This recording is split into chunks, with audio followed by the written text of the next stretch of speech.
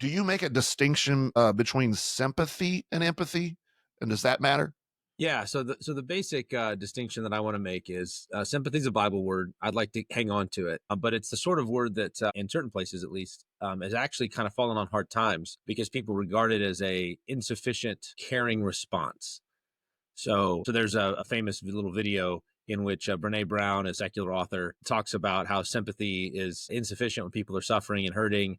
It kind of stands aloof and cold and doesn't really suffer with people. And instead, empathy is the more loving, sacred space kind of response. And so there's a linguistic thing happening there that I think is interesting. And I think the elevation of empathy over sympathy in, say, the last 30, 40 years is significant. And I don't want to lose the old Bible word.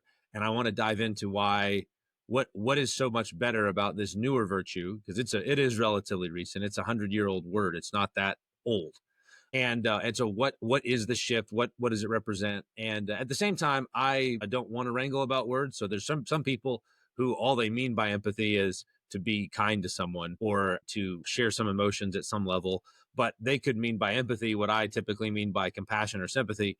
And I don't want to fight with them over a semantic difference. I'm interested in substantive differences, which I think are really there.